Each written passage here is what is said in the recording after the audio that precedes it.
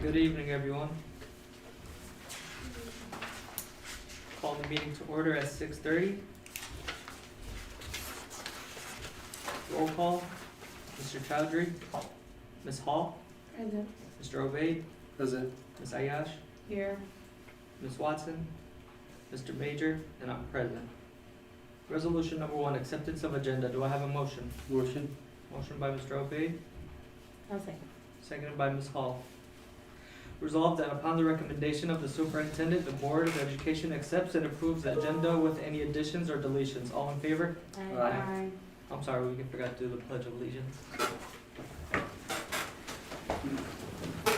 I pledge allegiance to the flag of the United States of America and to the republic for which it stands, one nation, under God, indivisible, with liberty and justice for all.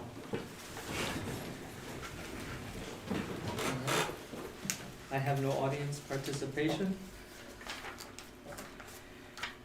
All right, budget hearing, amended budget for the 2021-2022 school year. Ms. Lynam?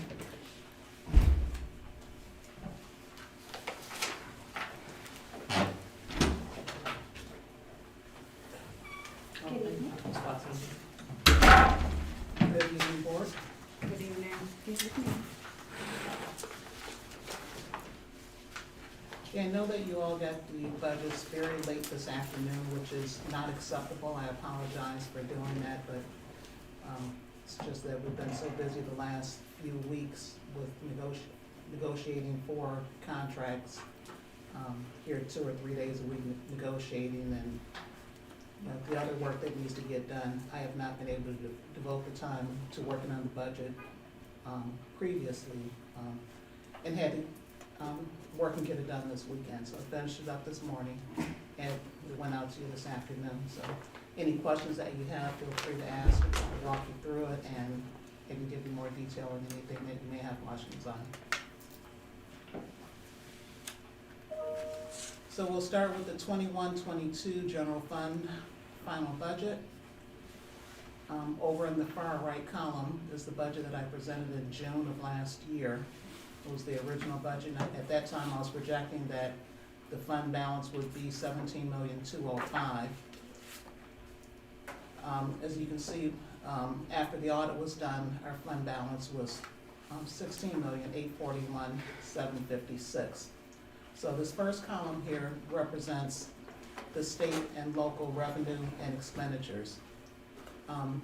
MDE requires that the budget be adopted, including the federal, everything together, the federal programs as well as the state and local. So really, this is the columns. Sorry, PDF, you can't do that. This is the column that's really being adopted here, this total budget. But I'd like to show the board a breakdown between the federal and the state and local, because it's this column here that really we have control over. Anything that comes in federal, we receive the money and then we have to have matching expenditures. So it really doesn't affect our bottom line at all. As you can see, there's no fund balance in this column because those are federal funds. The revenue will always equal the expenditures. So I'd like to show you the general fund that we have, and the revenue is coming from state aid, taxes, and several other sources. There's a sheet that I gave you that shows a breakdown of the majority of the revenue that's coming in from local sources.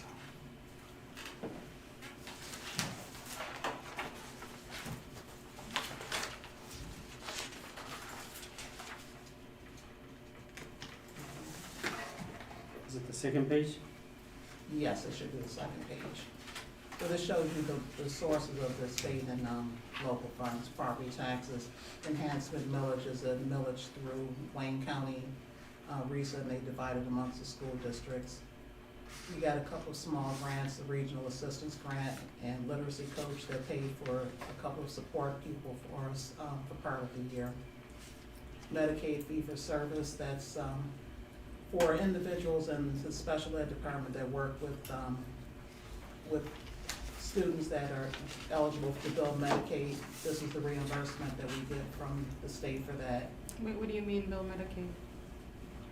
For some of the services like I wanna say speech and language and some of the other services that are provided to some of the, special need children, we can actually bill Medicaid for that and we get a reimbursement for their time. You said for speech and what? I believe speech is one, maybe psychology, I'm not, I believe it's speech and psych that we get the reimbursement for. I would have to check with Mr. Awad on exactly which services that we bill Medicaid for. Mr. Reggie, can you prepare the next board report? Thank you.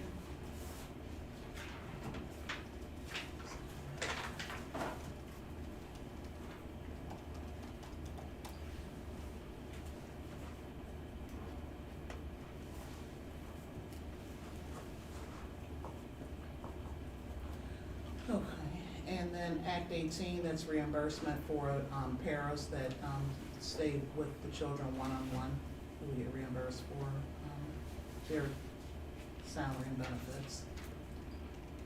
Are those parents still getting paid minimum wage? No, they, actually in the new contract, they, I believe the paras are starting at 15. Somewhere in that range. I'd have to look back at the contract, Yeah, but the special ed substantially para is different. 15.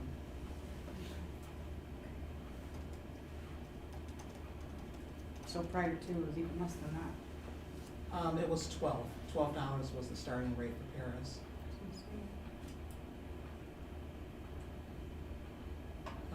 And actually, the sped paras, they got an increase as well. They're at 15 right now, They can actually. make as high as $18, $19. Right, but this reimbursement is just for the time they spent with students one-on-one, right? Regarding Yes. special, yeah. Yeah, so Yes, just a that's, special ed. that's just less than one-on-one. one person's salary, so I don't know how often they were doing it. Do you I mean, guys, you'd wish, we'd hope that they would provide more funding to that. sorry, but like how many hours do you guys think a week they were doing it? All depends. I think that's a question from Sarah that we can ask him regarding the time supported. Thank you.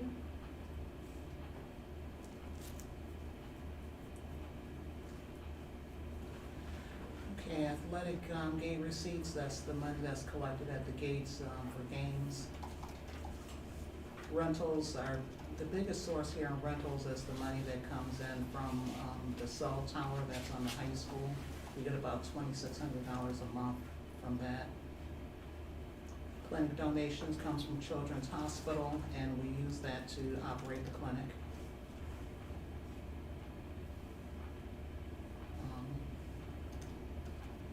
Miscellaneous, don't remember exactly what's in there, but miscellaneous revenue, $16,000. And these next few lines here, State Aid Foundation, that's our per pupil allowance that we get for state aid. Section 31A is at risk.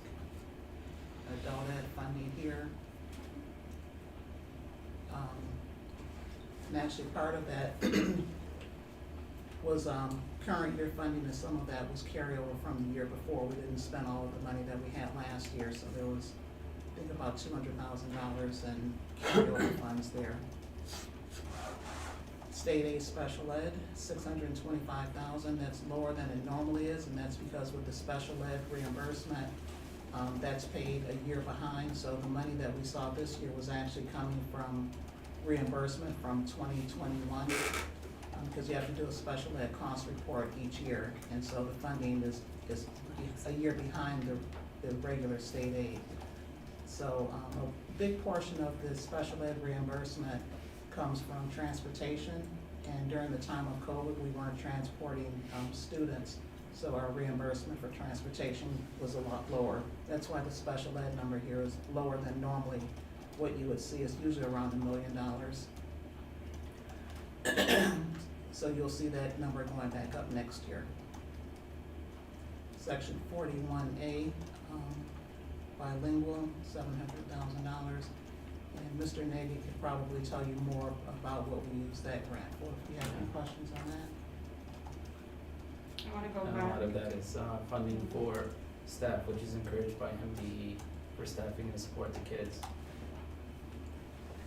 Go back to section 31A, what's the difference between the at-risk students and our special education students? Special education is for special needs students. Section 31A is at risk, which is pretty much all of our students. What is at-risk defined as? Homeless, what are the other categories and stuff? Low economic status, sometimes it could be referred, there's different, stipulations, some could be like single parent households, any at-risk factor, or some of it even premature births, things like that. So there's different qualifications for at-risk, but predominantly low income. Thank you. Wait, is that a state definition? That's, yeah, the definition of at-risk. There's different, there's different stipulations within at-risk factors. So there's several factors for at-risk Different categories. categories for it. But the main predominantly would be, low income. But it's not the same as special education. Yep, I found it under student.gov, okay. Okay, any more questions on the local revenue? I do want to mention this line at the bottom here, but before I do, any questions on anything else up above? Did you clarify what Headley obligation was?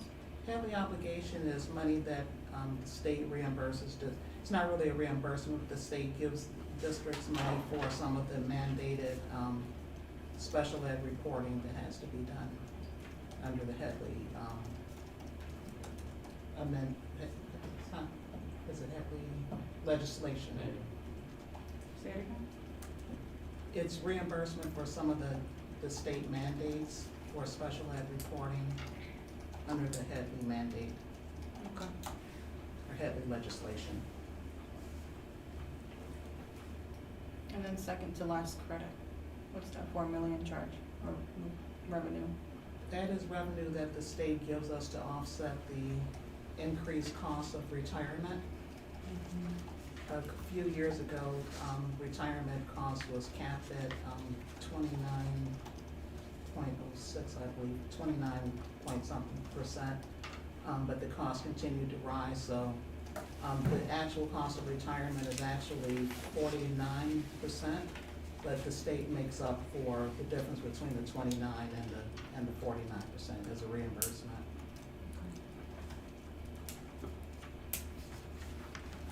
Okay, and the last line that's on here is something that's unusual.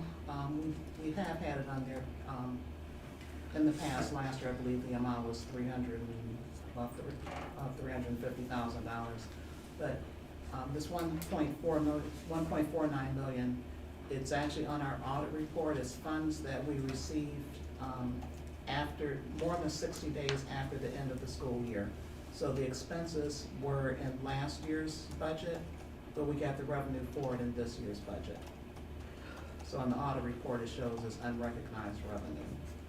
What was the delay again? It was because it was after the, Because it came in more than 60 days after the end of the school year. so this is revenue from 2021 school year? Yes. Okay. Yep, the expenses were in 2021, but the revenue came in 22.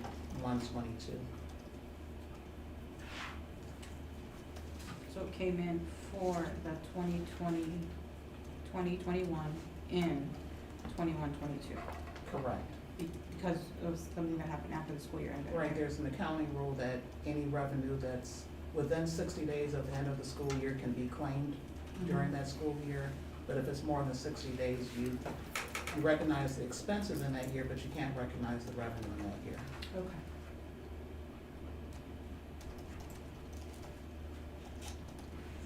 Okay, so this 38,664 plus the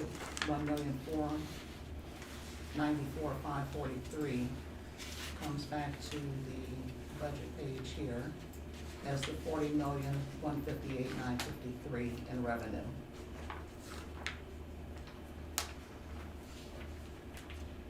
And scrolling down, our total expenditures 39,452 is less than our revenue. So we had an operating surplus of $705,960. Ending general fund balance $17,547,716, which is 45%. Our fund balance is 45% of our expenditures.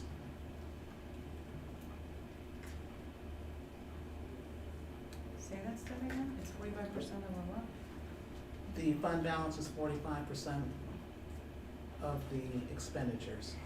And the state mandate is, The state mandate is 5%. If you get to 5%, then you fall into the early warning, and then Treasury will start monitoring you. Our board policy is that we stay at least 15% above. We're at 45%. Georgia.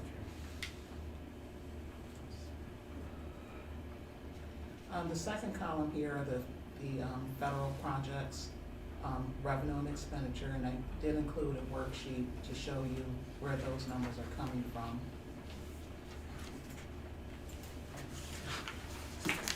Like road. Shows the different grants and the functions that they, each one, were spent under. The idea one is spec funding, right? That's correct, yes. WIOA is a special ed grant.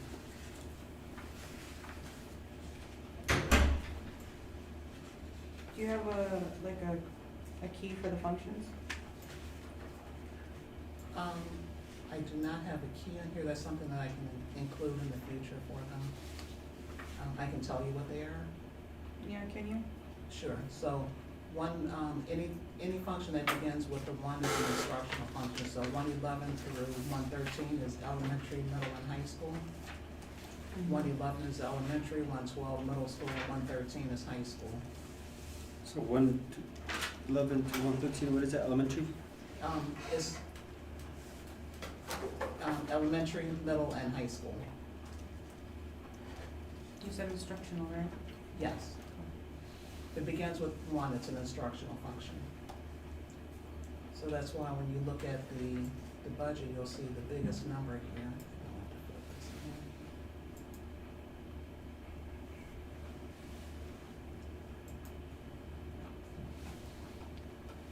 Those functions are also listed here.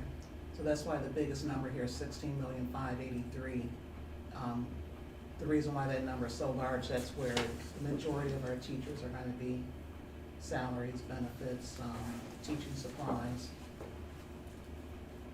118 preschool. Well, this kind of is a key. I was gonna say, here. yeah, I'm looking right at it. It's sufficient, There you yeah. Well, for my purposes. Pupil support is gonna be like nurse, speech, psych, social workers. Pupil support would be improvement of instruction. That's where you're gonna find your curriculum expenses. General administration is the board and superintendent area. Bless you. Thank you. School administration is the principal's area. Oh, you don't have to, I can read. Okay. I mean, unless anyone wants it, but I'm fine. All right.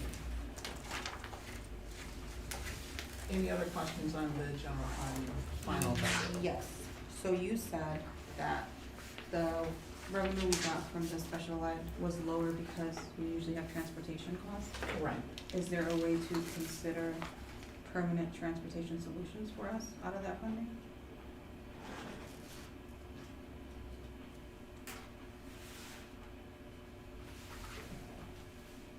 I don't know that that would affect this cost. So our funding was lower because we weren't transporting kids during COVID.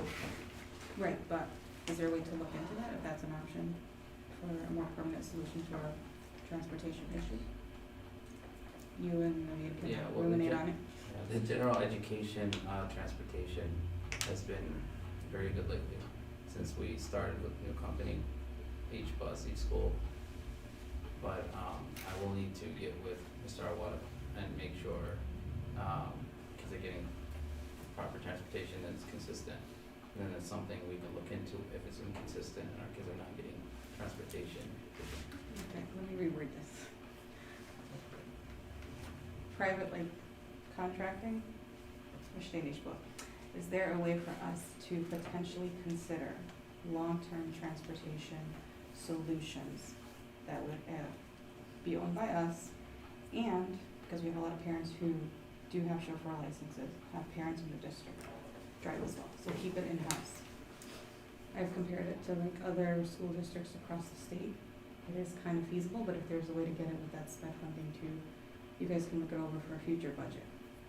And there are obstacles we'll have to look into if Yeah, you yeah. do it at your order, I'm sure. Like Yeah. the parking space and, cause we discussed it with Mr., what was his name? Mr. Rich. Rich, yeah. Right. But, If there's an option in that budget, can you just see if it's there? Because I think it is, even the district of our size, I know that there's space issues, and I think it's possible. And you guys are, well, Sherry is our budget expert here, so if there's a way to look into it, that's just something I want to consider probably for the upcoming school year. It would be more costly. We would have to buy I or lease think the we- buses we already and had those We- we conversations had- maintain before. them. It was- Yeah. Might as well The reason that we don't have it is more costly than we contract, Yeah. third party. Mm. Because we used to have it, and And then then- because of our situation financially, we had to let go so we can save money, because you have employment and insurance and all that stuff. We That costs talked more. about bringing it back and it wasn't feasible. Yeah, but now that this is something to look into, that was a while ago, but we've been way out of, almost getting out of financial issues. You guys, I think that was when we were still in school, so, No, we talked about it. We talked about it a few times, 3 years ago. because we had issue with the busing, Yeah. and then we discussed this, but the reason that why we didn't bring it back is because we need to purchase buses again. yeah, We sure. need to have space to put in, and Mhm. also employment, and Insurance. insurance and retirement and all these type. And I will ask every year I'm on the board, consider it. I will I mean, if speak our with budget Mr. Wood, to- see if there's any issues Definitely say it again, Mr. Nagy? with Mr. Wood, to see Mhm. if there's any issues, to touch base with them and see if there's been improvements or if there's remained any issues. Perfect, And I'll put that in the board report. thank you.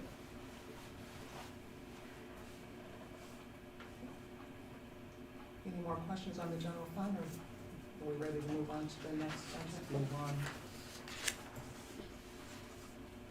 What is 61X? Sorry, I don't see that on your front page.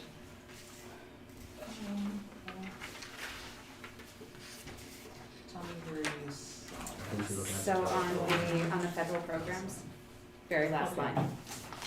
61. Let's see if I can remember what it is.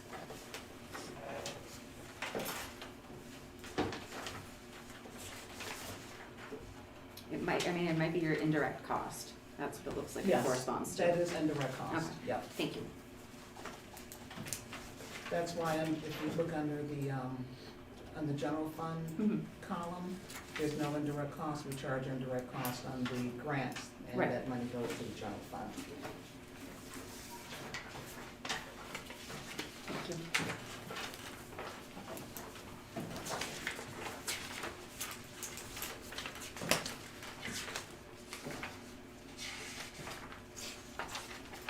Okay, next we have the cafeteria fund. Final budget for the cafeteria fund, we began with, fund equity of $1,747,000, $2.8 million in revenue. We will add $400,000 in surplus this year, and end the balance, end the year with $1.965 million in the cafeteria fund, which is an excess fund balance, but we already have a plan. You guys approved that at the board meeting last week.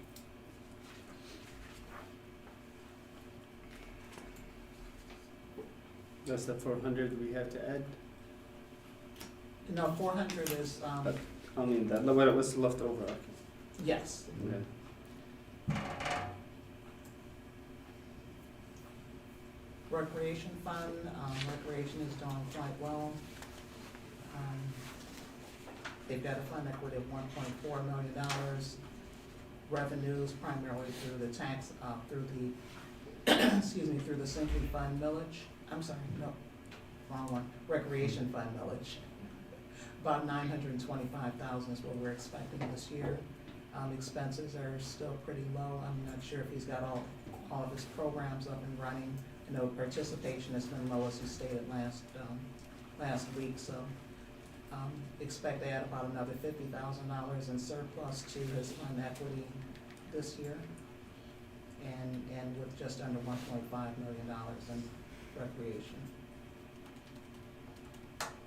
Does it get better? It was negative, always negative. Yes, for a while there was a negative fund balance, but the tax collections have come in better and the expenses have been low, so he's been actually adding to the fund balance. And during the COVID, when things were shut down, some employees were laid off and the expenses were low, but we still got the tax money, so we were able to build quite a bit, add quite a bit to the fund balance during that time. And finally, we have the sinking fund. We started the year with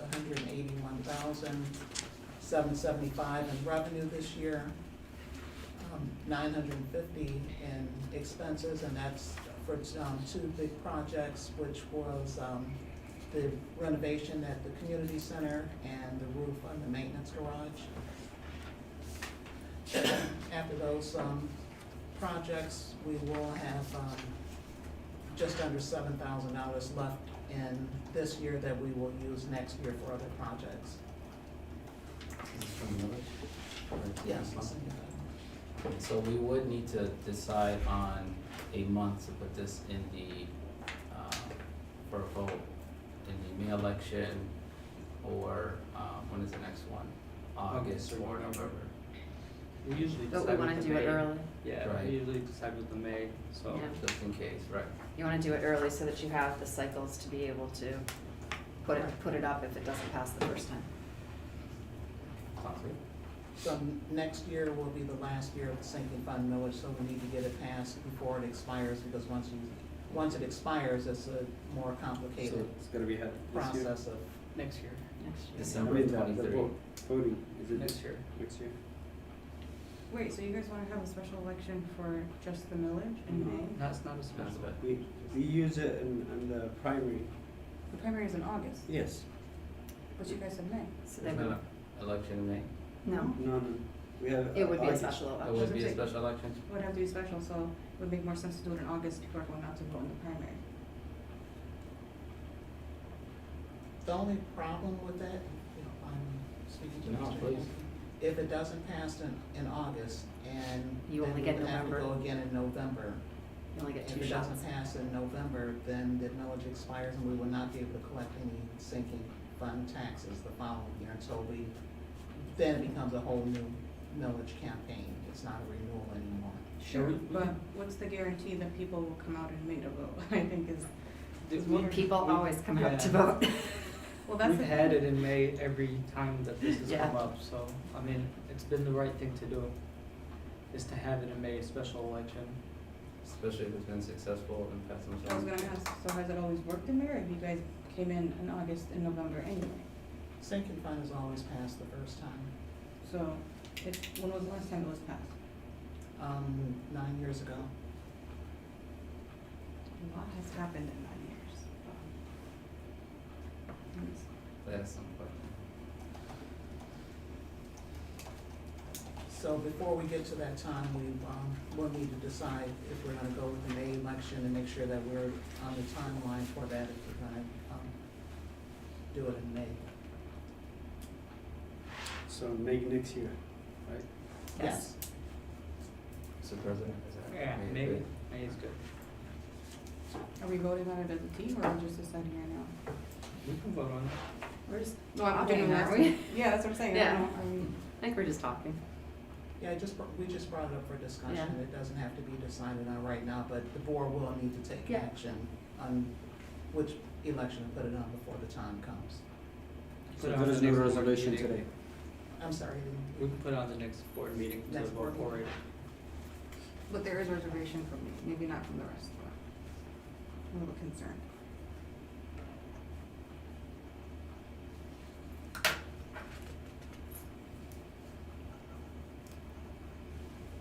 It's 19 hours. Thank you, computer.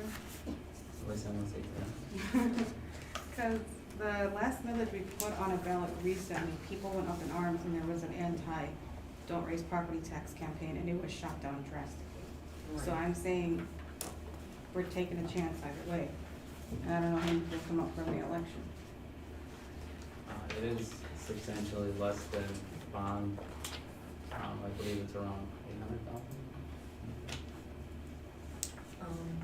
Yes, yeah, that, the bond campaign that we, had was for 35 million. And it was something added in. Yeah. Yeah, this is It- already. This, Yes, and it this would've one been is a already new- existing. Right, this would just be a renewal. Yeah, Wouldn't be any increase in taxes, it's just continue on. every election is different. Whereas that $35 million Yeah, I mean, I think- bond would have been an addition. That campaign was not successful, was not, you know, the information that was out was not clear to the public to explain how much we need, what And we the need number. it for, because that question was asked and it was not answered right, so that's why we failed, And the number was very high. yeah. Okay, so that's all of the 21-22 final budgets. Next are the 22-23 budgets. They are identical to, in appearance to the ones we just looked at. General fund, we're starting with 17,547,000 that we ended 21-22 with. We're expecting 39,174,000 in revenue and 42,368,000 in expenditures. So we will actually have an operating deficit for that year, meaning that we're spending more than we're bringing in for the year. And when I first did this budget and I looked at that, my heart kind of stopped beating for a few minutes and thinking, oh my God, you know, we just approved raises and it's gonna kill us. But I had to stop and think, okay, what's causing that? And I can tell you a couple of things that's causing that. Would you Um, please? Our expenditures for 21-22 really should have been higher than they were. We had quite a bit of staff that didn't work a full year. We had a lot of teachers that left in the middle of the year in vacancies, and their replacements came in, so we had a lot of salaries that were only half-year salaries. Our sub-cost was quite high, but, you know, still less than salaries. We had a lot of vacancies in 21-22 as well. We haven't had two full-time assistant principals at the high school for the whole year. We've had, you know, one or you know, a half for the whole year. So, you know, that's a lower salary. Our pupil accounting person left mid-year, so that's half salary. So we had quite a few situations like that. We've got a lot of positions that we haven't been able to place, special ed teachers. Our psych left, one of our psychs left mid-year. So our salaries and expenses were lower in 21-22 than they would have been had it been a normal year where we're fully staffed. So in this budget, I'm replacing all of those positions with, you know, the full salary for the full year for everyone, and including replacements for the ones that are vacant, and including the increases for staff for all the contracts that were just approved. That's why you're seeing the expenses higher this year than they were the year before. Even with that, we should still end the year with about almost $14.5 million, and our fund balance is still 34% over the expenditures. So we're still very safe as far as having to worry about, you know, coming anywhere near a deficit or even reaching our board required 15%. We're still in really good shape. Why do you think the revenue drop will drop? In the year before, we had that 1.2 million, that was from the prior year. So we had that extra revenue there. And there's some other revenues that are lower as well. I was gonna say rentals got way lower one.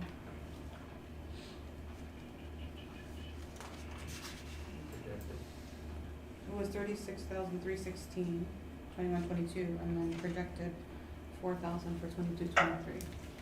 Okay, so I will have to admit that that is an error right there. I missed a zero. That should be 40,000, not 4,000. That's an error. But does that mean that final number at the bottom is wrong? Yes. By 36,000, yes. So this number would be 36,000 higher. Thank you for pointing that out. Another reason for the revenue being lower, our enrollment is decreasing. Our state aid was based on 3,100 students and 2122. And you'll see here, for this year, our enrollment is at 2,989. And that's because we are experiencing declining enrollment. You'll recall just 2 years ago, we were at 3,300 students, and 21-22, we were at 31, and we are projected, based on the enrollment projections from middle cities, to continue declining for the next few years. So that's causing our state aid revenue to be lower as well.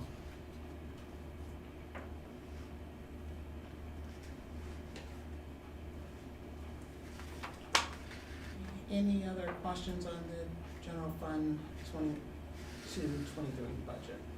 Can you look it through again just to make sure? On the revenue page? Yeah. Sure.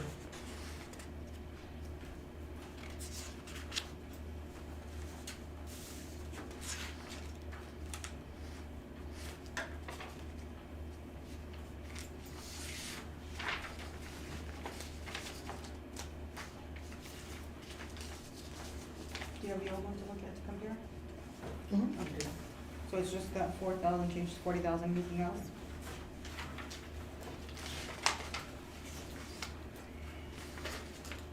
I don't see RISA. Is that a grant that we applied for? Is that a grant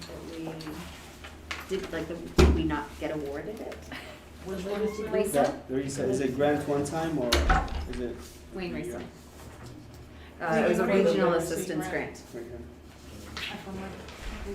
the second page. Does Are it you have looking the at? reset from the last one? Sorry. Okay, so there were a couple of grants that we got this year that we won't have again next year. What page? The regional assistance grant. Yes. Is that So these is it a two- one-time Is that a grant? Like, is it one-time like, do you know, like, very much about it? Like, was it, like, were we not eligible to apply for it this year? We actually have been awarded the grant, but it's to reimburse for a position that the district can have here, but I believe we have not been able to fill that position. Do you know what the position is? That's the one for Horizon Horizon. from using the rec funds. Mhm. It's for the, I'm trying to recall. Is it administrative? No. No. School climate. The minute, thank you, the minute, there you go. School Climate and culture. We cannot. Can we get it Can filled? we get it Yeah. filled? We're working on it, is it still, the funds still there? Yeah, the funds are available at RISA, we just need to fill the position and then, Okay. bill RISA for it, Okay. they pay for it. Good country, yeah. Thank you.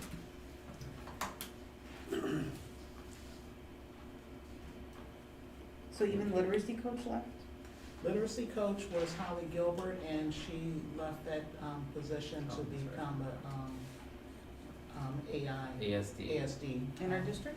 Yes. Oh, yay. Yeah, we actually have at Holbrook, a classroom, ASD classroom, and the plan is to expand it in our district, Awesome, that's good. ASD hub. Not hub, or the classroom. So we, I'm not sure where we are with, replacing that position for the reading, specialist. I got a Holly was question. in. The special ed ED, it's like have the money project, that we get more, okay. Yeah. Million. No, The I got it. 1,166,000. Yeah, we get it, okay. Yeah, the year before it was, I think about 400,000. And that's about the amount that we normally receive from special ed is about $1 million, 735. 900,000 or a million. Okay. It was 735 last year, So if you were to so about 400. find someone to fill these two roles, you'd update this projected budget? Yes. Okay. Yeah, when we do a budget amendment in the fall, then that would get updated. Awesome. About 500K difference.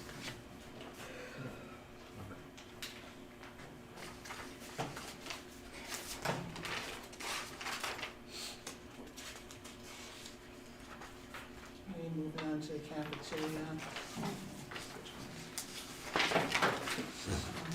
Cafeteria again. We're anticipating, a surplus. The reason why that is showing a deficit here is because we're taking that $1.1 million in excess, surplus that we're mandated to spend. We're gonna try and get that spent next year, but even after that, we should still end up with about $800,000 fund balance in the cafeteria. So we'll probably get another letter from the state saying you have an excess fund balance, and we'll have to figure out something else to spend that on. Good problem. Yeah, Right, good problem. right. Wait, Sherry, go back to, you said that 1 million whatever deficit is because we're spending it on that Holbrook kitchen renovation? Yes. Correct. Okay. Holbrook kitchen renovation and some other, Oh, is it those Tables tables and- too in the high yeah. school? Yes. Okay, got it. tables, painting, some bonuses for the staff. Speaking of the staff, are they still contracted? They, are employees of the, District. food service company. No, food company. Well, Happy with however, that. a positive is we've been hiring a lot of staff in the community. Yes, This is my ask yet again, to consider potentially looking for money to keep some of that staff in-house. well, the good thing for them, not working for the district, they don't get that mandatory reduction for retirement out of their already small paycheck. So them working for the other company is You're actually. trying to convince me not- that it's better, Sherry? In this case, yes. Still sprinkling it, just keep it in the forefronts maybe. But we still monitor how much they're making and make sure that they are, getting a good wage. We actually, had the company bump up their wages in the fall this past year. Wait, I just read this what Mr. Nanji said, so you said you guys are hiring Hamtramck residents, ideally? As much as possible. Yeah. Okay. All of the staff that was with us when they were EDGE staff, they're still with us, but they're just working for the company now. What's the company name? SFE, which stands for Southwest Food Excellence. How long have we been with them? This is our third year coming up. About how many year-long contract? It's, the state approves the contract for 5 years, and then we renew it annually. So this year coming up is starting the third year. So they're So we got 2 more years contracting with with a them. new vendor, SFE?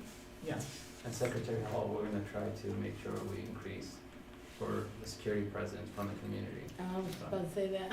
Oh, I'm over here thinking like, Very okay, we good. keeping it in-house, what about protection for the security? right.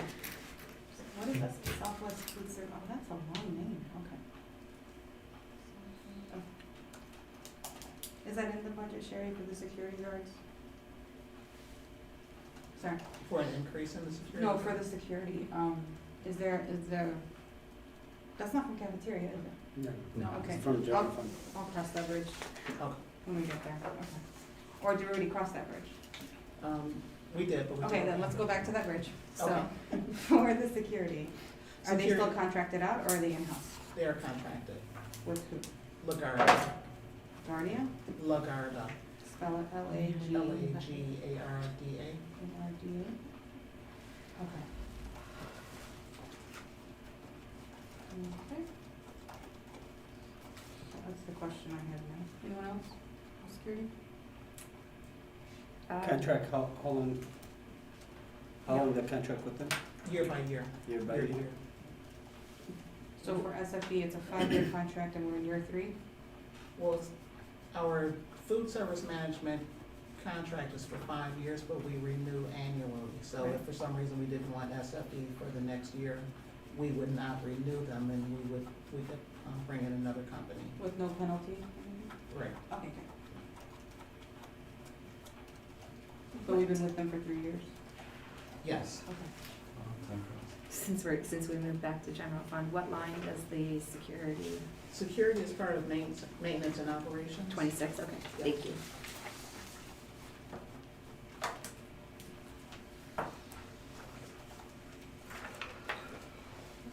Does Rich's team, was he good this year or next year? I'm sorry. I didn't hear you. Rich's team, no, you just said maintenance. Are they good over there in the budget? Good, how so? Just, are they happy? Pay-wise, I think so. Yeah. Okay. They're not complaining, or I they're haven't getting seen him it, in a so. while. Just like, how is he? I guess that's and he's on vacation, a much deserved vacation. I'm glad, okay.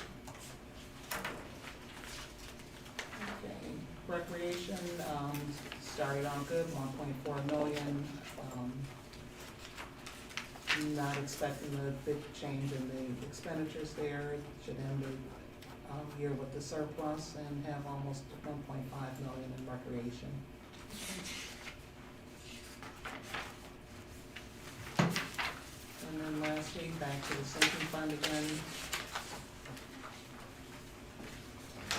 And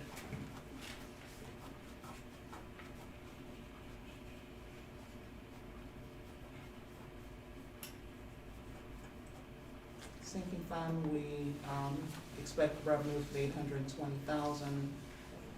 Haven't had a chance to talk to Rich yet to find out what's next on our list of projects, so I budgeted 850,000, with the plan to keep the, fund balance at the just under $10,000, where we were the year before, until we know what the projects are gonna be, and then I can get a little bit closer with the, budget for the expenditures. What's the update on Dickinson West and the portables? At a standstill at the moment. Because, Funding, mostly, I thought we had secured the funding already. it was way out, the cost went higher, way higher. Our AC, just the HVAC systems in the buildings and windows 20 million. was, yeah, so, originally we thought around 15, 16 million, but cost went up. And it's 2022. Right, so, Sourcing those materials is challenging, I'm sure. but, we keep our eye on that. See alternatives to the portables, so. So what is the alternative to the portables if we're not building something then? Well, we should purchase buildings, but we're looking at options and what the cost would be and whatnot. So, but we also have to touch base with the community, so on, so we'll look at all our options. Thank you, Sherry. You're welcome. Any more questions? Thank you. I'll listen.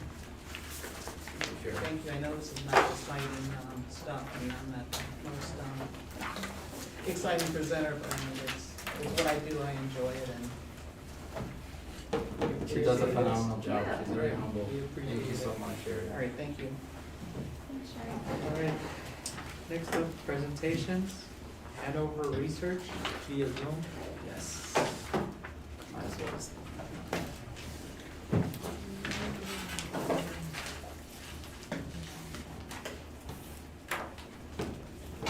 I'll sit on that side.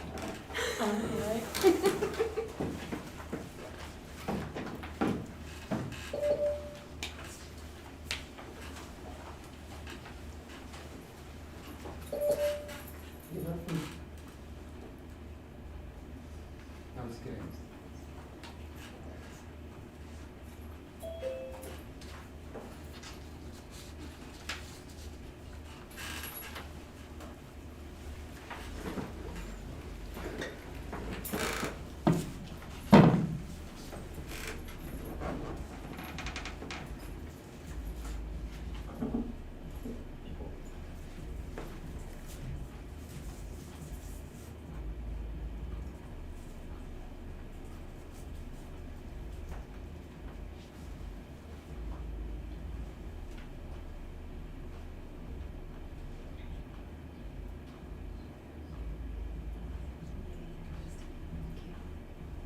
Sorry.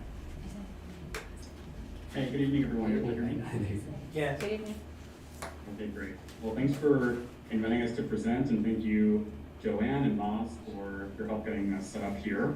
So I'll share my screen in a moment. I think I should be able to on here, but as an introduction first, so I'm Jason Bracken. I'm Hanover's Director of K-12 Education. I oversee our support in Michigan, and I'm joined here, as you can see, by my colleague, Mike Leshner. He's our Senior Managing Director of our K-12 practice. So we've been in conversations with the superintendent and Ms. Lippman for several months now. We're excited to be here, meet you all, and potentially support the district with strategic planning and district climate and culture work. So I'm happy to kind of give an overview of Hanover, provide some context on who we are, describe what the support would look like specifically for Hamtramck, and walk through the proposal we put together, share a couple examples, and leave some time for questions that you all might have. So I'll jump in. Let me share my screen here.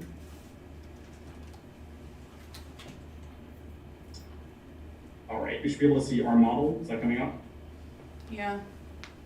All right, perfect. So yes, as an overview, so Hanover is a custom education research, advisory, and data analytics organization. So we work not only with districts in Michigan, but also with over 350 districts across the country. There includes Grosse Pointe, Plymouth Canton, Utica, Troy, Birmingham. So typically we serve as a unbiased third party to add capacity and to empower districts with data and best practices to inform decisions going forward. So how it works is, as you can see on this slide, districts pay a flat membership fee, and we plug in and work closely with the district by conducting entirely custom projects, one at a time, over the course of the membership. And I can walk through some examples of projects and what this would look like more specifically. But these include feedback gathering, best practices, data analyses, peer benchmarking. So I know the superintendent and Ms. Lippman filled me in on the district's focus areas, and we spoke in depth about the context there and some of the challenges, of course, that the district has faced. I know it's been a lot these past couple of years, challenges with staff culture and wanting to refresh and update the strategic plan as well to include all voices. So I'll walk through some of the support and specific projects that we've scoped out based on our ongoing discussions. So I'll shift over here to this sort of one-page proposal. Let me know if I can zoom in, or if you're having trouble seeing it, I can also send it over and follow up. But we've done a lot of work around strategic planning and district climate culture. While we've laid out some potential projects here, the membership is entirely flexible, so we can make changes at any time as needed. But this is the proposal that we worked on with Ms. Lippman, and where districts have found a lot of success is starting by gathering some baseline data to confirm and better understand staff perceptions, needs, and experiences, and then using that data to drive a systemic plan for addressing challenges and strengthening climate. So, how do we bridge the gap between schools and central office? How have other districts built effective leadership opportunities and tracks for teachers? How do we develop a culture of feedback and data infrastructure to inform leadership decisions? So Hanover will design a customized survey, administer it for all staff, and analyze it to gather some productive and honest feedback that we can use to drive some positive change and shift the culture. So based on the survey, along with peer strategies and best practices, we'll also develop an actionable toolkit and provide specific recommendations based on the data. So then we have also planned work around strategic planning. So not wanting to start from scratch, given what's already in place there, but wanting to update and refresh the strategic plan to incorporate stakeholder feedback, right? All voices, and develop specific data-driven key performance indicators to monitor progress over time, right? What are our core priorities? What do years 1, 2, 3 look like? So that's what a lot of these other projects revolve around. They play off the climate and culture pieces, working on these two in tandem, and seeing from stakeholders what they want to see from the districts, what priorities to focus on. From there, we'll conduct what we call peer benchmarking, similar to the climate and culture work, where of other similar districts, both regionally and nationally, what have they done that have been successful around these pieces? What research-driven strategies can we steal to avoid reinventing the wheel? And then, based on feedback data, academic and behavioral data, we'll develop a workbook and framework for Hamtramck, along with a data dashboard to monitor progress towards strategic goals over time. So, not a static document, but something that we're continuously going back to when it comes to decision making and planning ahead. So, none of this, especially the climate and culture work, none of this is a one-off project. This is continuous consultative support throughout the year, and typically districts will ask that we conduct a climate survey, again, year over year to inform continuous improvement. So this is support for central office, also an accountability system for central office, unbiased third-party feedback data for the board to inform decisions and ongoing support. So the idea being methodical and strategic with this work, and I know the superintendent mentioned wanting to hit the ground running in the new school year with a theme of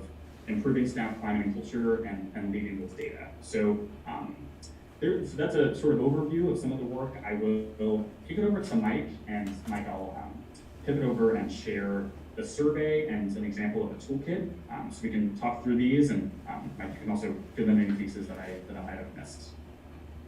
Absolutely, and thank you for the opportunity to participate tonight. So what Jason has up is our standard climate survey instrument. This was designed obviously with our survey team, which has about 20 or 25 survey experts. We handle all of the design of the survey instrument.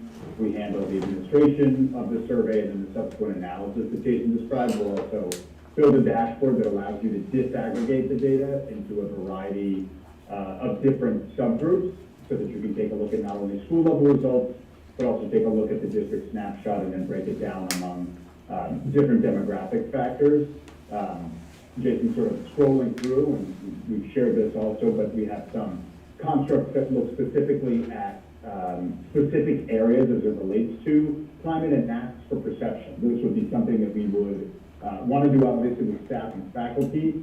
Many districts will also do it with secondary students and also with parents and families. I know that a big focus we've talked about with the district leadership team has been specifically around staff, but obviously we can tailor the survey to fit into the stakeholder groups that you all would like to collect. So Jason's sort of scrolling through, you'll see that there are main constructs that focus on categories, and then the sub-constructs, and then the document, again, which we can share and have shared, and has more specific of the sub-constructs and some of the questions that we would ask, and we can tailor this so that we're asking the types of questions that you all are looking for at the district level. The other sample project that Jason has that he's going to pivot to is our toolkit.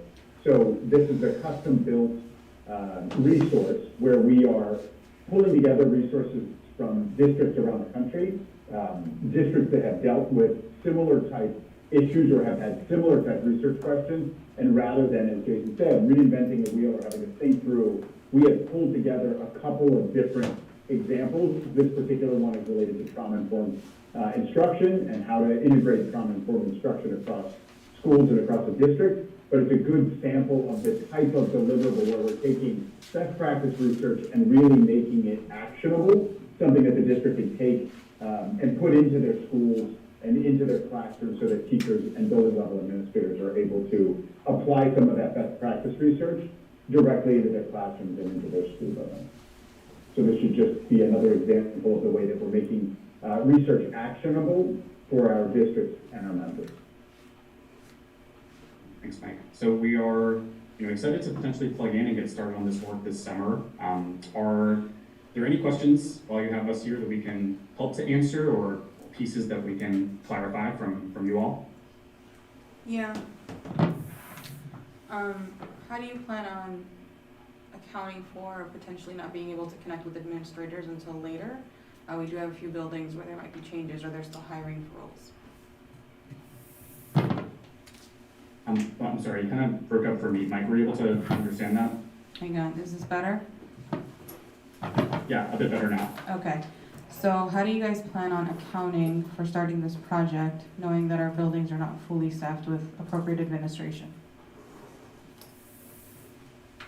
Sure, yeah, so I can tackle that first, Mike. I know that we had spoken with Ms. Lupin about preparing this summer in terms of a plan in terms of kind of scoping out what the projects will look like. So beginning a survey in the fall, in the early part of the fall, and gathering feedback from who we can. We find that a lot of times with just having a survey with from a third party and with a different name at the top, we're able to increase the response rate. And so whoever is in seat and whoever we're able to reach, we can gather some feedback there. And then if it makes sense later on, if there are folks that are coming on, we can always come back and gather some feedback from them and sort of incorporate it into subsequent projects, like we said, in follow-up. So I'm not sure if that answered your question specifically, but I know that was our plan, was to wait until the fall, the beginning of the school year, to begin the survey, and then from there helping with subsequent follow-up projects to kind of turn some of that data into action.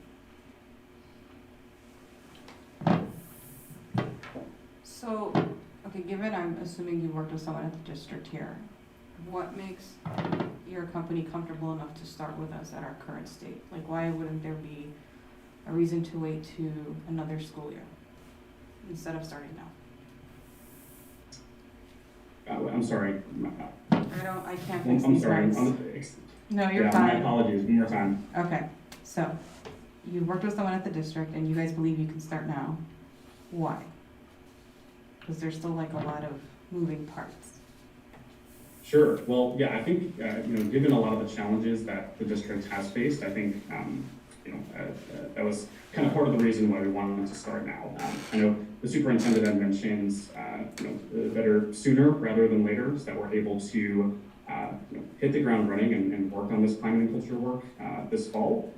So I know that was the timeline that superintendent and Ms. Lukeman had kind of laid out for us.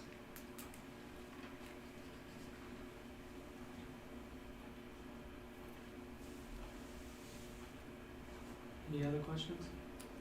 The question is to Lukman.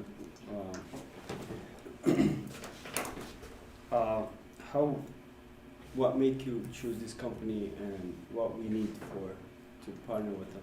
So there's several companies that kind of do something like this. Do you need to talk into this? Okay. I have If the they can teacher hear voice. you. I have the teacher voice. Wien Risa is one of the, they actually worked with Hanover before. Other districts have also worked with them, pretty prominent districts that have worked with them before. Their work kind of stands out a little bit in regards to the needs in Michigan that we felt were more appropriate for the district, especially the work around school climate and culture. So when we started to kind of dive into what did the structures look like, and then looking at the strategic framework that the district already had, one of the nice things about Hanover was that they didn't come in and say, okay, scratch all the work that you've done before or what's been done by those before you. We take it and we kind of build it off. So kind of more of that innovative work. So that was the main reason to do that. The other part of it is looking at the work that they had done in regards to school climate and culture that kind of stood out. And some of the work, the reason we kind of, and I could probably answer your question a little bit more, is that the reason we decided to kind of look at this at the beginning of the school year, negotiations were over. We had deliberate conversation with staff and some with the union in regards to really building up ties between central office, administration, the superintendent, and the staff. So be them the principals, the parapros, the teachers, social workers, restorative practice people, all of them. This gives us an opportunity to be able to tap in all the voices, not to mention to tap into the voices too, into the constituents and stakeholders that are outside of, let's just say, the everyday happenings within the school district. So when we started to have conversation with Jason, we really wanted to look at their model, see if it aligned with the work that has already been done before, and then to see could it then be innovated and worked in a way that we're still honoring the work that has been done, but building up from there. Does that make sense? Yes, thank you. No question. More questions? No, for the stuff now, though. Okay. To collect data, you wanna be able to use that data to improve things, right? Yes. Again, we just got out of contract negotiations, we're about to start. It's still a very rocky school year. Mm-hmm. We don't have our buildings fully staffed with proper administration. No offense, Mr. Najee, you're still an interim Yes. title. These things are just uncertain. We don't know if we're gonna have more staff turnover. Would you be comfortable waiting another school year before committing to a 3-year contract with a company which I'm sure does good work, but we're not stable enough to use this data effectively as a district? So the way I would look at it when it comes to that is that we need data to start somewhere. So some of the work that's happening right now with the Michigan Integrated Continuous Improvement process that's happening, there is no data at this time for us to support any of the work happening there. That's to go back 2-3 years even. So there's that portion of it. The other part of it, some data is better than no data. And that's to drive a lot of the work that we're talking about. We are talking about even some of our fundings, like Grow Your Own programs that we have that are tied to title funds that require analytics and diagnostics and data to support that work. So as we progress more into title grant funding and wanting that type of support for, say, federal, state, you have to have the diagnostics. Whether it's the data that we think is sustainable. I tend to believe in I see the light at the end of the tunnel. I really do think we're not gonna have a turnover. I feel like it's stabilized in conversations with, so I ran all 3 district committees, literacy, math, and science, had that one-on-one boots on the ground with teachers and administrators. I really do feel like the district has stabilized a lot. And then after the most recent negotiations that Ms. Lyman, Mr. Heddy, Mr. Nagy, and Ms. Anita. Yeah, I think the outcome is really great. So to answer your question is we need the data to drive a lot of the other work. Some of it is going to be tied with funding. I don't think that there's going to be that massive of a turnover this year, but even if there was, I really do think that that voice still speaks to the issues that we're dealing with. So even if we left to say you had a massive turnover, that data still speaks to what's been happening in the district, and that data should still drive the future work, if that makes sense. Sure. Right, but again, just for the boards, like I do it for work, I'm an analyst, I don't wanna just collect data to collect data, so those are my thoughts are going. Some of you guys know exactly what I'm kinda worried about, I don't wanna have to say it out loud, but there is some concern about trying to start a project like this at this point in time, especially with what we're committing to. It's not just gonna be a potential 1 year, we're committing to a longer contract, so I ask that we be mindful of don't collect data just to collect data, because I'm on the opposite end of that. There's no need to collect data if that data is not going to accurately reflect what the issues are, and even the districts that he referenced that they worked with in Michigan. Vastly different districts, vastly different money, vastly different buildings, ethno-demographics, Absolutely. economic status, everything. Like, this is a very unique, I know everyone says this, Jason and Mike, but Hamtramck truly is a very unique school district. And I want us to be mindful of it. We can have a third party, but I don't. So I completely agree with you. To collect data and not do anything with it is problematic. One of the conversations Jason and I think Mike, you were there when we had this conversation, we talked about, and this is where they kind of pushed a little bit. Data is to have an actionable outcome. And so there's a piece where they come out with the actionable outcomes, but then there's also an accountability piece. So this is the part I think you would actually enjoy this. It's an accountability piece on our end. So you are thoroughly engaged in this process. This is not central office. This is the board being engaged in this process. You are part of the strategic conversation for the framework, the KPIs, all that stuff. And there is an accountability piece for us. So when you either review the data or the surveys, whatever it is that you have full access to, that's the accountability piece too for us. You're able then to assess, are the programs we're running appropriate? Are they fiscally responsible? Do we have staffing the way that we need to? One of the things I heard you mention was this idea of bringing things in-house. I think I've turned blue in the face in having those conversations with Mr. Nagy about making sure that we have not just the funding in-house, but we have extreme high talent in the district that I don't think we've tapped into appropriately. And so in order to do so, you have to have that data that informs all your decisions. And so I'm not one to collect data, that's for sure, to put it in my back pocket. It literally is what informs every decision that I make. But I also think it's a really important piece to start having accountability at central office. I'm not afraid of accountability. And I think that this is an opportunity for the board, central office, administration, and staff, and constituents outside of our everyday happenings. This includes parents, students, and even community. Right, but with man, accountability is only effective if there's community. If there's accountability without community, it's just hostility. So we're not at a point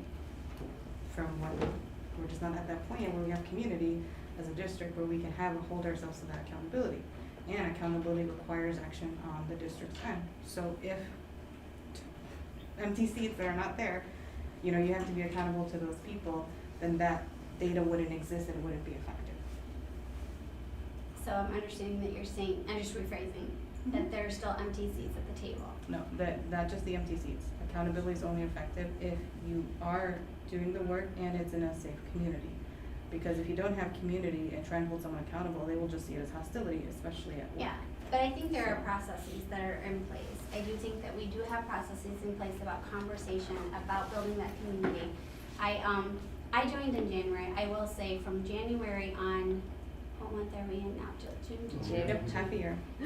In that 6 months, there has been drastic change in the shift of, I think, the culture and climate. We've gotten through, I mean, negotiation times are always frustrating and intense for every district. Sure. But we've gotten to a place, I think, now where we can have that conversation about third parties being involved in transparent work.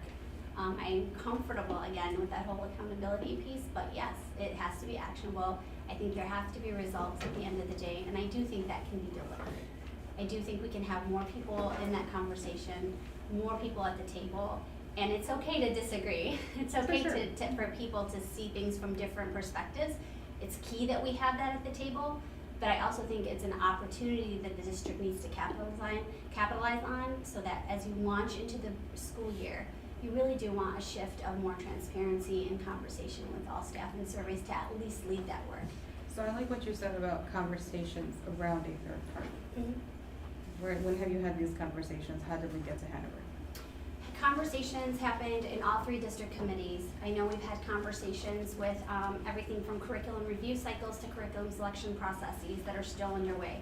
We've had conversations about data management systems. We've had conversations about curricular activities. We've had programs that are building up. Administration has also been, we're holding one-on-one meetings as well as group meetings. I know Mr. Nagy has been talking about monthly meetings at Central Office of Administration, perhaps 3rd Wednesday of every month the upcoming school year.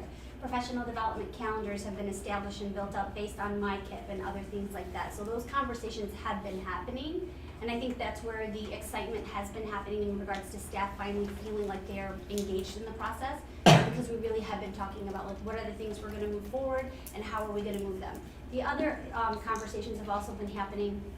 I know that last meeting that we had district-wide was that district-wide presentation about grow your own programs, offering teachers that, and then offering them the newsletters where they get to kind of see some of the work that's been happening. So that stuff has been happening, and we're well aware of kind of what the needs are. I know there's professional development surveys that are being passed out now, one that's been created at a district level for administration to be shared out. So it's just a matter now of getting to the point where kind of putting showcasing to the district as well, to staff and administration, that we're ready to kind of take that step forward and say, okay, now we're going to shape the culture from the beginning of the school year. It's going to look a little different in the sense of, I know some of the feedback I've gotten from staff is they don't like to fill out the surveys because they're like, we know you guys are probably looking up our emails. Or I know that they don't fill them out. Sure, but what other companies have you considered? So there were 2 others. I looked at K-12 Informed. That one is pretty good. But what stood out is Wayne Risa. When I had a conversation with Khalil Sigin and Carol Paul, who used to be a director in the district, the moment Hanover's name came up, they both were like, oh my gosh, that's who we relied on for a lot of the data. And so that's kind of... You said Informed K-12, what was the other one? I think it was K-12 Informed, and I'll email you the other one. I can't remember off the top. The one that came up was Informed K-12, so it's... Sorry, that's probably it. What was the second one? I can't remember the second one, honestly, but I'll send it to you. Okay. I feel like this is a good partnership, and to start it in July is a good thing, because then we'll have some kind of data and research going into the new school year. You know, it's always good to have, you know, research and then consequences for, you know, anything that we might miss, or, you know, I just think it would be a good partnership, and the price is reasonable. And also, I'd like to add, thank you, Swanson, Ms. are you okay? This is what in Still breathing. negotiation and in talks, even non-negotiation, feedback and surveys and this is something really that our educators in the district as well as stakeholders want to see, like third party, non-biased feedback that's raw, and you're gonna hear what you're gonna hear, what they discovered, and so. Yeah, and then ultimately, the strategic framework that's already been set up, there is a somewhat of a plan, but we need to build KPIs within that, and then align it to MyKIP, and we have to align it to kind of the goals of every single school as well, to make sure they're all aligned with MTSS as well. And so, once we're hoping we can get this data and start to have that conversation, we can start to align all the little things like professional development, curriculum, all those things with things that drive those decisions. So that data really is gonna inform the decisions that we make from there on out. Putting the cart before the horse, but I have no more questions. I'm more than happy to have more conversations about it. Anybody else got any questions?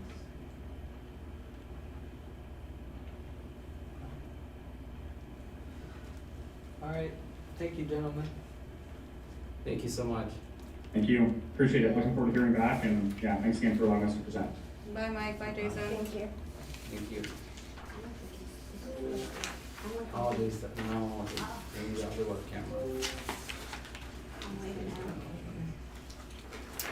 We'll be letting Zoom in for this year. Moving on. Action items, resolution number 2, approval of final amended budget for the 2021-2022 school year. Do I have a motion?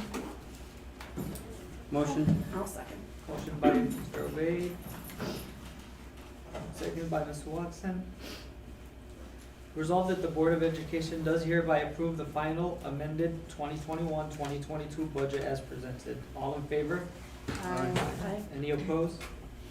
Motion passes. Resolution number 3, approval of proposed budgets for the 2022-2023 school year. Do I have a motion? Motion? Motion by Mr. Obey, I'll second. seconded by Ms. Hall. Resolved that the Board of Education does hereby approve the proposed 2022-2023 budget as presented. Wait, All- no, not yet. Sherry, you're gonna make the $36,000 adjustment, For the, rental revenue, yes, and that's the only adjustment you're making? yes. Okay. That's all done. Okay. All in favor? Aye. Any opposed? Motion passes. Resolution number 4, setting of tax rates for the 2022-2023. Do I have a motion? Motion? Motion by Mr. Obey. Seconded by me. Resolved that the Hamtramck Board of Education, after reviewing the budgetary needs for the school district and review of the maximum allowable millage levy, set the school tax millage rates for the fiscal year of 2022-2023 as followed: 17.4402 mils on the non-homestead taxable value, 4.1060 mils for recreation, all taxable value, and 3.7344 mils for sinking fund, all taxable values. Good question here. Yeah, can we have discussion? All right. Yes. Is that, did it increase from what the fee, before, or? The rates actually decreased due to the Headley, rollback, I'm sorry, due to the what? Headley rollback. Hadley rollback? And these were the things we were discussing about putting it on the ballot for me, right? Actually, it's different, but it's, This is the rate that they charge. yes, Okay. So it decreased, not increasing. correct. Okay. So wait, Fahmi, so these are what we So this get is the rate that we tax, the tax. as regular, everyday? Yeah, this is what we charge, but it's decreased, not increased. And this is That's the my maximum we can do? Yes, Sorry, one more time, why did it go down? went down due to the Headley rollback.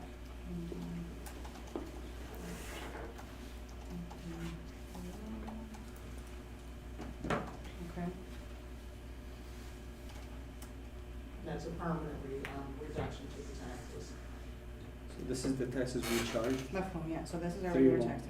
Yes. And then we're still gonna discuss an actual ballot initiative. That's different, that's, This That's renewal, just, that's yeah. just for the sinking fund though, not you, Fahmi. Okay. right? Correct. All right. All in favor? Aye. Any opposed? None opposed, motion passes. Resolution number 5, approval of service agreement with Hanover Research. Do I have a motion? I motion. I'll second. Motion by Mr. Obey, second by Ms. Watson. Resolved that the Board of Education does hereby approve the agreement with Hanover Research for the periods of July 2022 through June 30th, 2025. Total amount not to exceed $135,000, which is $45,000 annually. All in favor? Wait, I still have reservations even after meeting with them, but does anyone have any other discussion around this company? I feel comfortable that the district needs them after hearing what the needs from Lokman, the one need to move forward for next year. So I feel comfortable and the recommendation for this company. For So this, we- for this amount of money, I think this is a very good faith effort that the district is really trying to, engage everyone and move forward, and so I'm comfortable as well. So do they meet in person with the staff, or is it everything just virtual? How does that go? Like, do they sit down and have Did you meetings vote? with you guys? They do both. If we need consulting or work throughout the year from the administrative staff, we can seek them out at any given time, and then they come here as well. There's And no additional charge for that, right? No, there are specific projects that they do, and so depending, we have, I think, the list that he wrote was just an example one, so there's a specific amount. And as long as the project gets done, so it's not a cap out, like a cap on that, yeah, no. Ms. Hall, you had something to say? that's what I was asking. Oh. So basically, whenever, we need to meet with them, we meet with them, or do they have like cause I know they said they have other districts, so do they have like a set time when they We would come? we would just like let them know. Reach out. In advance. Like, yeah, whatever we wanted, and if it's feasible, then if the date is not, obviously they reach back out and say we can't meet on this day, and let's regroup another day.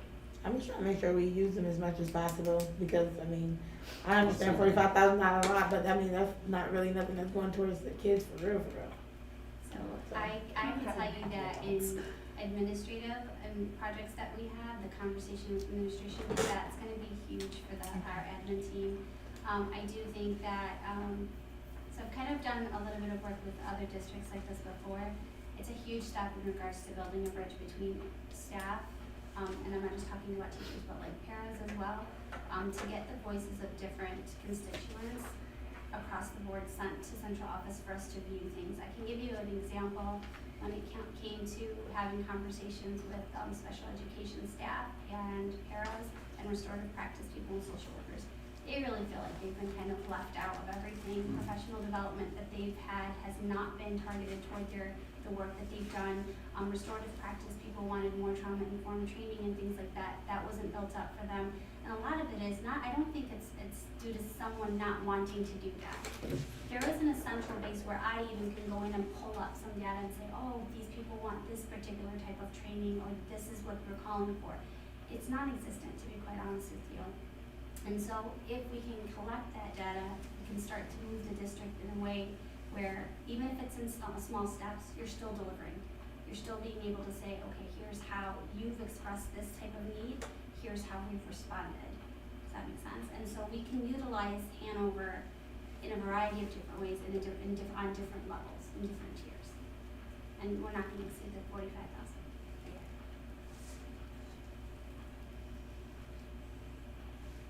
Okay. Why is there everywhere? No, so if you have any other questions. Alright.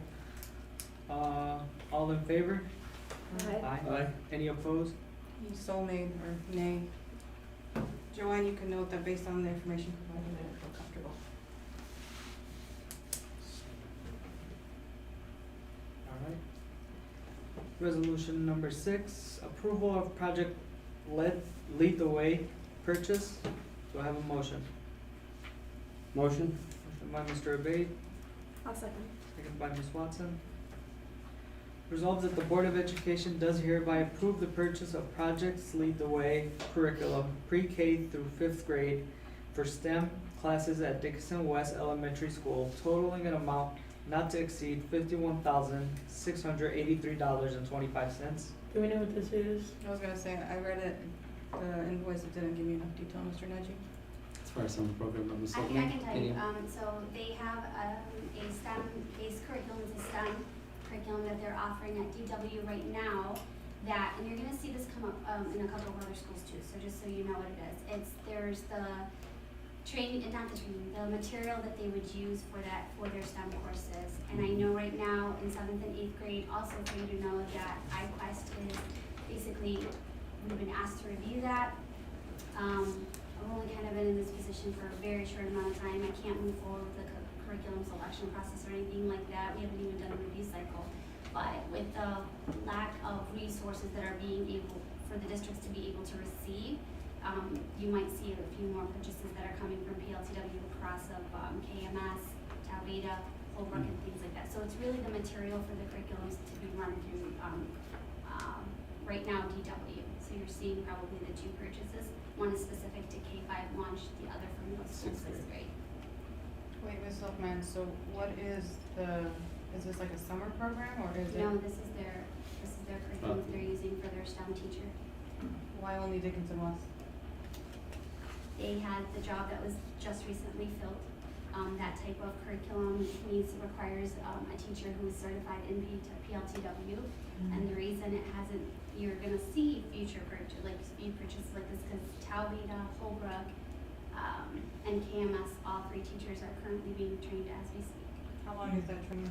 It depends on the module and it depends on the, so if it's elementary, there's a specific like 2-3 day training based on the APB approach. And so teachers have to go and get certified specifically for this. If it's for Gateway, which is middle school, you're looking at some of them are 2-week trainings. And then if it's high school, that's a whole different ballgame, but we're not there at the high school yet. What's APB? It's an approach for instruction, so activities, projects, and problem-based structures. So it basically engages the next generation science standards that are now NGSS plus, and so it's a lot more rigorous. Wait, don't use acronyms with me. What's NGSS? Next generation science standards plus. Okay, thank you. So you guys have a teacher now, Dickinson West, that is certified. She is fully certified Kate. Fully certified to do that. And it's gonna be in classroom instruction or virtual? No, we're all in person, Yeah. right? That's the plan, hopefully Yeah, COVID yeah, doesn't, yeah. but yes. No, So- we're in person. But just for the one teacher though? She services all K6. So she would push it into classrooms. She services all the K6 students. I don't get it. How would she do all the classrooms? So like Pretty art and prep gym or time. It's something like that? like an elective at Oh, DW, it's an elective. elective. Oh, so Like it's a that. STEM elective. Yes. Yeah. And we're getting funding for it because she is certified Yeah. to lead the way. And you are going to certify one teacher at each K-8 building? Yeah, currently, yeah. The way that went down this year is really based on teacher buy-in and what they wanted to pursue. I was not going to come in a week into a position and force down teachers to use their summer to train. That had to be something they initiated on their own, and luckily they did. They really were excited about it. So we have a teacher at KMS, a teacher at Tau Beta that's recently reached out with Kim, and then one at Holbrook. And this is just the cost for one building? Yeah, so this year would be the launch of the first kits, and then after that, it's just consumables that are replenished. And then every kid will take that elective? I'm sorry? Will every kid take that elective? At DW? Yes. Yes, they should, yeah. Wait, not sure. Will So they or- then it's Well, not yes, an elective. They should, yes, the case, It's right? like, It's like you going know to how art. like music You're and going art, to you still art. go to it, it's not really, Yeah. it's not a No, like. I get that, but I'm saying, but it's every grade level, right? So from K K to to sixth That's sixth correct, grade, up to yes, sixth K grade. to sixth grade, yes. This is K through fifth. And well, the next resolution is 6th grade. Yeah, It's so the- just adjust That's it. a fifth too. Yeah, sorry, Okay. that was a error. Okay, so we're just Which is- gonna amend it to say K through sixth? No, just the 6th. sixth grade. Sorry. The reason Which one? it's, The first second one. Seven. the reason it's Seven. broken apart into two is because the way that it is, one is gateway, which is specifically for middle school, and one is for, launch, which is K-5. So when they do the PO purchases and they send it out, PLTW breaks it apart based on your program. And so 6th grade falls under the other program, so it has its own budget, its own like, line item. And DW goes to 6, as you know, so. So those would be supplies for 6th grade. Okay, wait, so the resolution number 6 is the launch for K-5, which is, program for K through 5th, which is through launch. And Yes. that price tag is the 51,680. Yes. Okay, so that's what we're discussing right now. It's gonna be at Dickinson West. And they get software Adding for in. this? I mean, is it just software or do they get materials for this class? No, this isn't just software, this is the It's material. actual, yeah. Okay. They're getting like a whole human body and going through the purchases. Yeah, yeah. Okay, and it's the one teacher doing it, okay. I got my clarity for resolution number 6, there's no edits. Anyone else? I have the stuff for STEM before, it's pretty fun. Oh, okay, good. Yeah. That gives me some relief then, okay. And please visit, our summer program right now is STEAM focused, so if you wanna make a visit or one of the schools. What does the A stand for? STEAM, Arts, Yeah. science, the arts. the art, oh. Oh, the, In STEAM, the arts. she was asking just for the A, I thought she was Yeah, saying. I know science, tech, Science, engineering, technology. math, and then we just sprinkled in art, okay. Yeah, no more questions for resolution number 6. Alright, do you have a question? No. Alright, all in favor? Aye. Any opposed? Motion passes. Resolution number 7, approval of project Lead the Way purchase. Do I have a motion? Motion by Ms. Hall. Second. Second by Mr. Obey. Resolved that the Board of Education does hereby approve the purchase of Project Lead the Way curriculum for 6th grade. Wait, it's just 6th grade? Yes, Okay. 6th grade, for STEAM classes at Dickinson West Elementary, totaling amount not to exceed $29,297.68. And Ms. Lookman, it's because it's a gateway purchase, because it's a middle school. It's yeah, it's considered middle school. So Tau Beta would have the same one for 6th through 8th? Yes, yes. Table and homework But too. it would, Oh, homework? I'm not gonna say it's the same Price, price but tag. it'll just be the same gateway would be 6th. Yes, it would be 6th through 8th grade is considered gateway. Their schools will be a little different. All of it will be one item because they are 6th through 8th. Like you have that option there. Yeah, okay. So East is not getting this? Or just because they don't have a teacher right now? Well, you have to be PLTW certified. Not against introducing it there. There are some actually PLTW certified teachers in East. But I would hesitate to throw any new curriculum on any teacher in the midst of it unless it's something they pursue at this time. And so the option is there. I just am not gonna force it, if you will. But if there is anybody interested, we'll Absolutely. When we had that conversation in the science committee, anyone who's really comfortable and wanted to pursue it. And I will say, you might see a purchase actually in Dickinson East. There are 2 teachers who have reached out, but I want to relay that back first to the administrator, let the administrator make the call, and then it be brought back to me. I don't want to create a system where they come to us first and not their admin. So, but there are 2 teachers that are interested.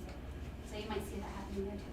The reason she had asked, I think we need to have all the programs same in all districts. Because they're gonna So start we competing. don't wanna Yeah. leave people left over from. So that's what we're working on in the curriculum department. That conversation has been alive and well. The problem with that is that it requires, there's 2 things that have to happen simultaneously. There has to be a massive cleanup at the same time with building up the capacity of teacher expertise and knowledge and training in order to get there. What I don't wanna do is throw in a brand new curriculum and then say, hey, everyone's doing it, so we're all on the same page without having 1, to buy into the training and professional development to support it, and 3, to have that all aligned with the work and goals that we have in MyKIP.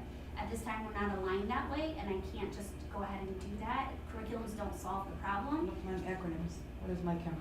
The Michigan Integrated Continuous Improvement Process, this is mandated by the state of Michigan. You guys know them as SIP. SIP, it used to be the SIP. School Improvement Got it. Change, yeah. They're no longer, they don't function in that capacity anymore. They're now through integrated continuous improvement processes. Can we note the board concerned with potentially trying to get buy-in at all the elementaries for the sake of I'm sorry, say that continuity? again? Just kind of note, trying to get buy-in from all the elementaries for continuity's sake, so that. So it's been a conversation, Yes. we've had it with the science committee. I don't wanna get into that can of worms, but we're trying to do that really with the core subjects to begin with, because those are the accountability pieces, so literacy and math being first. Science is where I find the most buy-in, but we have to be kind of strategic about that, because you have all 3 STEM pathways that are introduced in that, and right now we don't have K-12 vertical or horizontal alignment. It'd be dangerous of me to come in and just throw it in there. I think it would eventually fail if I introduced it that way. We just need to kind of slow it down a little bit, have the pockets in where people can do it, and then build up the capacity, and eventually get everybody trained. But yeah, there are teachers in almost, I wanna say that will be by the end of this summer, they will have teachers in at least all the elementaries except for ACE.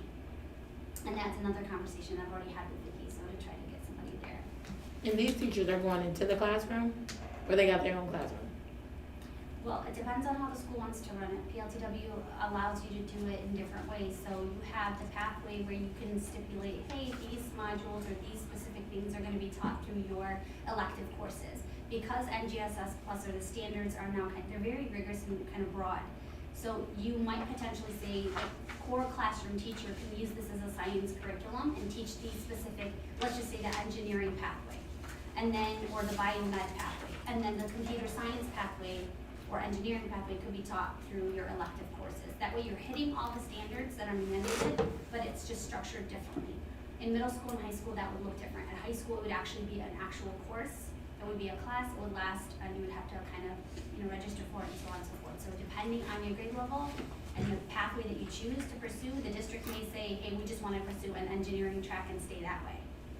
You might end up saying all three pathways are introduced and you just need to structure your school a little differently. Right now we have a pretty interesting case with K-6 buildings and then K-8 buildings and then 7-8 buildings and then 9-12, so it makes it a little bit harder. But eventually I think I can tackle that using the grade bands.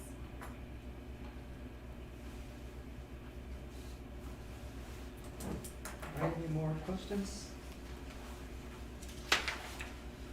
All right, all in favor? Aye.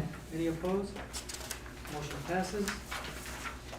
Resolution number 8, approval of classroom library book purchase. Do I have a motion? Motion? Motion by Cobain, I'll second. second by Watson. Resolved that the Board of Education does hereby approve the purchase of classroom library books for world language classes from Scholastic Education, total not to exceed the amount of $28,853.21. Do we have any discussion? Yes. We still use books? I was gonna say, not even the books part. I thought everything was very funny on the computer. No, it looks like a big order. I'm going through the justification. So it said they're gonna try to get books in English and Arabic, but do we know how many books are actually gonna be in Arabic?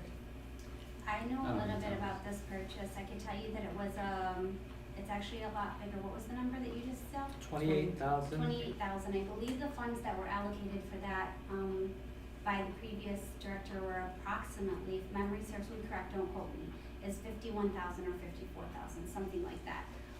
Those funds are used on the Muslim funds, and I know that when we were reviewing the, budgets and the things that were purchased, it was not a purchased line item. So what the DEIJ coordinator did is went through, kind of assessed what books they have. We reached out to, I want to say, Language Lizard and Scholastic and a couple of different vendors to try to get books that are not just in Arabic, but I think Arabic, Bangla, or This purchase order just justifies Arabic and English. then the other orders that are coming will probably have Bengali and other, and maybe Pashto. I think that was the other thing that what they were looking to for the new refugees. Can we also have this person look for authors of origins of our district, so She like is. Yemeni, Bengali, Yep, Pakistani? she is. Okay. So that purchase was not just the language, but like authored by. Yes, yes, yes. Okay. Yeah, she's doing all that. She's looked up authors, she's looked up even illustrators of people, of color people, so that the illustrations of books could be those that represent kind of people of the community.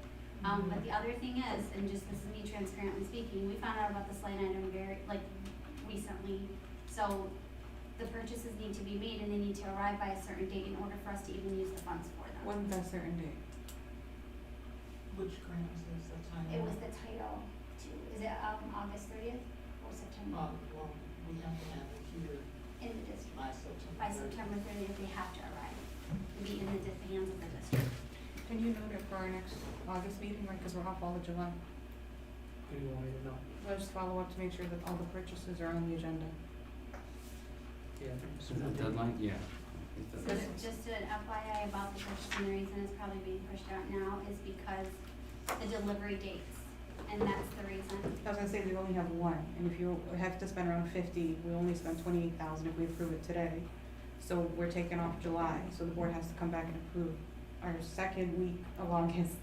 Like, it can't miss it, cause if it gets on the cow, it might not get here in time. Yeah, the reason she didn't, I think, because the conversation I had with her is this is what she was able to solidify, and she wanted to use what she possibly could to get the books in. That's fair. So she's like, I just have to put in what I can get. I mean, the reality is if we lose, it goes back and rolls over into the budget. Up to 15% can be pushed back, so I mean, we hate to do that, but ultimately, like, I can't just order any books, like, right, she has to abide by what's in the line item, and so I know she's working on it. She sent in a request from another vendor, I think today or last week Friday. Okay. So are you guys getting these books and then putting them in certain like the It classroom? has to be what's in the line item for world language Okay.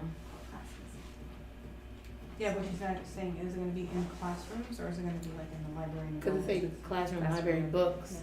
Yeah, so what does that mean? If I don't have a line item in front of me, but if it says it's a world language or a classroom, then it has to be a world language classroom, but if it's any other classroom, then it could be in any classroom. Says both library and Then classroom. you're good to go, then it can go into any of them. So most of the time they come in sets and they split them off Yes. between the classrooms. Right, but just Right, that's what I was saying. Are you guys gonna split them up into the I different just wanted to schools? double check, I I'm would know, making I'm contact. saying, like, is it gonna go into every SUF, or is it gonna be only in the classrooms where world history or world language is being taught? That's what we're asking. That's what I was saying, it Yeah. depends on what is written in Meg's, in the line item. So if it's written as a line item only for a world language class by law, we have to only place it there. But if the line item is written into any classroom, then it can be shared across the classrooms. I think it's for classroom, It says library. classroom, and- library, books. And then it says world language class. So Classes, yeah. they use it as a library and then that classroom. No, my fam, she's talking about this thing right here. So there are specific books they're purchasing, but, no, Ryan, can you come here, cause it doesn't say anywhere on the line item what kind of classroom it is. But the bottom line is, we have to have them whatever classroom they end up in, whatever building they end up in, we have to have this purchase in But by, there's like what's the 8 date? businesses. Yes. This will be where you find So we it. have to have it by would be September in the 30. line- in the And lines. we have no meetings in July. So these are just the Mhm. books that she. So then when would our first meeting in August be? The second Wednesday. Yeah, I think it's the 8th. Is that, I mean, is that No, enough I'm sorry, time the 13th. to, Oh, wait. to place an It's order all- and expect it to actually be 100%. delivered? Yeah, wherever it that's says, fine. wherever Now, it that's says why I'm on the thinking flip, we fine. need to But place that's this not where order it's and Yeah. then That's place what a I'm saying. small order. Did you? If necessary, No, we she need to do explained that emergency order. it's not on that line item. What were you guys Um, saying? I heard what you said, Watson, about we have to get, that's why I said. Yeah, we have to get this regardless, agenda. regardless of where the books actually end up. I mean, like, we can sort that after based on what the Situation. rule of the funding Yes. states. I mean, it's end of June and we're not meeting in July at all. And, Sherry said that, you know, we have only until September. And so 30th, yeah. how long is Scholastic taking to deliver orders? All the We'd be lucky if we get these within a month or so. It depends, honestly, I can't tell you when we can get items. There are things we've ordered back in March that are still not arrived. So and this is So- what I'm just being transparent with all of you, you're going to see more orders like this within a very short amount of time from other schools too, because budgets were rolled out late, we had to go and amend things. And there's gonna that be amendment took competition for time, these and products there's- too. Yes, and so we're not even gonna be able to get curriculum material. Right, but is a stipulation that it has to be on school grounds, or Yes. can it be delivered by? No, we have to have it in our hands by that time, or we cannot use that money for it. They sign for it. Yeah, so, alright, that's fine. Okay. No. Any other questions? All right, all in favor? Aye. Any opposed? None, motion passes. Resolution number 9, approval of recreation pay scale. Motion, can I get a motion? Motion. I'll Motion by second. Dave, second by Watson. Resolved that the Board of Education does hereby approve the adjusted recreation pay scale as submitted. What is it? Yeah, I didn't get it. Yeah, what is Should it? be in the, It's in the drive. Oh, Where where is is it? It's not under purchases, where would it be? No, it should be just. recreation salary recommendations. Oh, we're going up a little, glory, okay. Yeah. Do you Does it guys go wanna into, see I don't this? feel like looking. Maybe so you. Locker rooms go up from $9.87 to $11.25, lifeguards go to $12.50 from $10.25, $14 for pool supervisors, everyone goes up by $1 and some change, each position, no one went down. Oh, do you wanna look at it? Very So good. What about the rec aids? What they get? they were getting $987 and they're Thank you, I'm allocating sorry. $11. Desk attendants are going from $987 to $1250. And then the recreation coordinator is going up from $1933 to $2654, so that's the biggest pay bump. Alright. All in favor? Aye. Any opposed? None. Motion passes. Resolution number 10, approval of employment contract. Do I have a motion? Motion? Motion by Mr. Obey, I'll second. seconded by, I heard Ms. Hall first. Resolved that the Board of Education does hereby approve the employment contract for Naji Abdul-Jabbar, Arabic Language Program Consultant, effective July 1st, 2022, at an hourly rate of $100 per hour for a maximum of $50,000 per calendar year. Any discussions? Does he speak with the Yemeni language? Doesn't No, matter. but he's worked in the it would be, the curriculum would be in, yeah, basically, the Arabic used most often. What's his language? He's Palestinian, I believe. From where? Falahi or not Falahi? This matters. I don't know, but he is very qualified in helping us create the Arabic program. He actually helped write the standards for a big part of it, or all of it, the MDE standard for the Arabic program, because it didn't exist. And he was basically, I believe, the head of it. So he was hired in district and you interviewed through Mujahid? Correct. Nothing else? Alright. All in favor? Aye. Any opposed? None. Motion passes. Resolution number 11, approval of contract adjustment for Nabil Naji, interim superintendent. Do I have a motion? Motion? Motion by Mr. Obey, seconded by Ms. Hall. Resolved that the Board of Education does hereby approve a salary adjustment for Nabil Naji, interim superintendent, to reflect the overall increase/decrease agreed to in line with the HOT adjustments approved for the 2022-2023 school year. All in favor? Aye. Any opposed? None. Motion passes. Resolution number 12, approval of employee pay increases. Do I have a motion? I'll motion. Motion by Ms. Second. Ayash. Seconded by Mr. Obey. Resolved that the Board of Education does hereby approve a 5% pay increase for the following individuals. They're right there. All right, any discussion? I'm recognizing some of these names are from the community, so that makes me happy. Yep. Are we getting 5% raises? What'd you say? I said, are we getting 5% too? How do they pick our board monthly thing for real, actually? But that's different. But- Yeah. No, I'm very happy that some of these people are from the community, so. All right. All in favor? Aye. Any opposed? None. Motion passes. We got no audience participation. Do we have additional board discussion? I just wanna say, enjoy your guys' July off. Yes. We work hard throughout the year, so we just need a month to kind of relax and clear our minds. This is the first year to do that, right? No, we do it No, every year. we do it every year. Every year? Yeah, but if there's anything that comes up, feel free to reach out to me or Mr. Naji.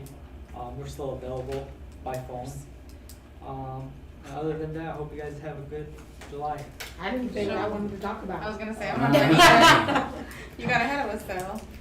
No, I was just gonna say, can we make sure we look into getting the, music teachers somewhere stationed? Cause I remember when she was talking about that she doesn't have anywhere to store her stuff or have class. Cause when I was subbing in Melvindale, I was amazed by their music class.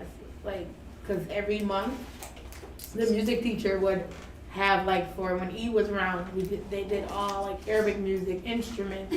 When Black History, they did all the black musicians. So I feel like music class is really good for the kids. So I just want to make sure she has somewhere. Spot. Yeah, Absolutely. And a classroom. I've spoken with the principal of that particular, actually principals, because they're shared between two buildings, of the teacher that was speaking, the music teacher. So the goal is, because of COVID, when we were coming back, we had to do all the spacing and whatnot, so it kind of threw things off. But they are aware of that and trying to make accommodations for the teachers. So hopefully we'll have a plan before the fall to figure out a space, or at least to store instruments and stuff like that. I get a recommendation for district.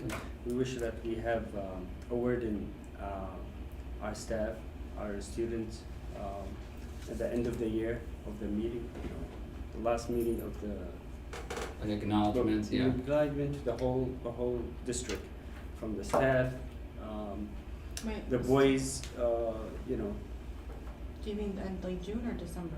back in June, Okay, for the Back whole in year. school year. Yes, I School mean, year, yeah. we should award all these people who worked hard for the whole year, and then even the basketball, any team, revive, Yeah. whatever. We should have a day that we the board should award these people. We can even do semi-annually, like gives others an opportunity to. I seen that in Yeah. different districts, they do that, so it's really. Definitely with the sports though. yeah, because Because they did every- real well yeah. too. And Even maybe the have a retirement senior night people. for all of them. And they're retired, we did have a Even the retirement retiree. people, Oh, we should yeah. thank them for serving. I you thought know. we do, when they submit their letters for the retirees. I mean, we should just bring got them the- here, we should. That's cool. What am I- Okay, Can I and just then, give 1 second to grab that, we have a retiree, I would love to share their name. okay, What's it again? What's his name? The guy from the mosque. I seen he did Salah a award. Gaghan? No, it's Wow. Adnan, Adnan He who? did a ceremony like for, yes. I've seen a couple people from the district. That's involved with the city and the police, No, fire but who's department. Adnan? Cause They do. Adnan Baba? Cause Coach DJ. Oh, took me a minute. Ibrahim was there. Yeah, I know Brian was He there, but I gave didn't know Coach this was DJ Adnan. award. I saw that. Oh, he gave Coach DJ an award? Yeah, I saw that. Ah. So I would like to recognize one of our employees who've been with us 26 and a half years. Her last day with us is June 30th, 2022. Linda Olgos, how do we pronounce that? Oglesby. So, thank you so much. All right, I Pronunciation. might bring us down because I have two things that I want to follow up on. So I kind of wanted to know how CHIP reached out to the district to discuss board matters. I got an article sent to me, I think last week, where he said he tried to reach out to me and I did not get a phone call or email for comment, and I don't appreciate being shown to the community that I'm not responsive when it's not true. Did not get a call, did not get an email, and he said he reached out to the district, and I know for a fact anyone that's at the district, responds. So if we can see what's going on with CHIP in that, because this isn't the first time that we had an issue with the review reporting on a board member and not having appropriate information. And the most recent thing that I can think that was pretty glaring was misrepresenting Maggie's title before she quit. And so I just wanna make sure he's doing okay and how he gets his information, because it's not directly from the board member, and I don't think he's reaching out to the school district.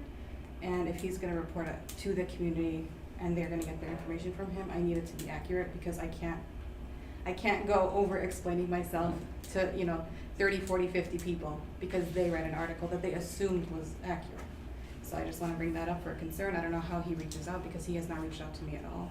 And that's No. the issue. I never had this issue with Yemeni American News. If they wanted to reach out, forgot his name, that white dude reaches out to me without any issue. And so if we can look into that and see how he's getting information, because it's exhausting to have to correct it every time something gets reported specifically from the review, not the guest articles from Hamtramck Public Schools. When we guest author, everything is fine. But when we get an article written by CHIP, I always get an email, a call, a text, hey, can you verify this? And it's getting to a point where it's kind of exhausting, because we have a very polarizing year, and I'm very concerned. You get what I'm saying? As we move forward with things, we can't have that misinformation spreading, especially because some of our board members are being named in a lawsuit. We don't want them to be misrepresented in any way. So, didn't want to bring us down, but it was necessary because it's exhausting to constantly have to follow up with community members. And so I don't know how he reaches out, because he does not reach out to me directly. I'm not sure how he reaches out to you guys, but I've never gotten a call or email directly from CHIP. I'll look into and address. Thank you. Thank you. And because Ms. Hall brought it up, how do we figure out board member pay? Sherry, you can look into it. I don't Might know. be something I'd be interested in. So it is your bylaws, the only Yeah. way to change that is for the board to actually change your bylaws. Um, And I'm not saying you can't, but that, it's Yeah. in your bylaws. They have to I'll look change by into the- it. I don't know, but that's an interesting question. So there's that. And then Sal, if you want to bring us back up again with your farewell. But I really am concerned about the review and the reporting because it's been inaccurate every time it's been written by Chip directly instead of guest written by one of us. That goes back to having our students write it. I'm saying. Well, that's where the partnership with Comcast, Mr. Yeah, Nietzsche. that's what I wanted. I wanted that from the beginning anyway. Yeah, so We've been working with Comcast, hopefully we can do some videos. hopefully, but it really is alarming. It is the official newspaper of the city, so it's not the first time, and it's always like gross misinformation, and if people really are just reading it instead of calling us, it's not fair to us as a board. You get what I'm saying? No, No, we want, connect. I mean, we have the expectation that journalists should be, Hello? you know, accurate. You get it, Regan, because I I'm know. like, oh, it's crazy. It would suck. So it's just like I want us to be mindful because we're getting into a more, hectic year, and I don't want to have to keep having people go, what does this mean? What does that mean? I'm like, guys, I'm sorry. Like, how do you tell them the local newspaper writer does not reach out and get comment from the people he's writing about? So And I'm just gonna tell you that he does not. He knows how to reach me, he I know knows for how to a reach fact, if it Mr. was Joanne, you would have answered him. He That's why knows I how to knew. reach out, so Yeah. I'm gonna leave it right there. Leave Yeah. right there, exactly, because I was like, especially Joanne. I got a FOIA request from him today. Oh, so, because Joanne will answer anything even when this building has no service. So I know it's not Joanne. I was just like, come on, step it up or be fair, because it's not fair to have to over-explain ourselves, so. Thank you, but I know it's not you guys. All right. Resolution number 13, meeting adjournment. Do I have a motion? Motion. I'll second. You just went right through Motion it, by so. Mr. Obey, second by Ms. Ayash. Resolved that the regular board meeting be adjourned at 8:26 p.m. All in favor? Aye. Any opposed? Motion passes. Guys, take care. Thank you, everyone. Thank you for your support. Don't leave, I need signatures. You have any or whatever, You just sign it. the one that you had to field so many. I don't remember it. Honestly, I think the most Okay, recent okay. number Yeah, said is that yours too? lawsuit Another linked to show the- cat? to me, and I didn't get any feedback. The one that you guys were in it too, that's why people are messaging me about the lawsuit.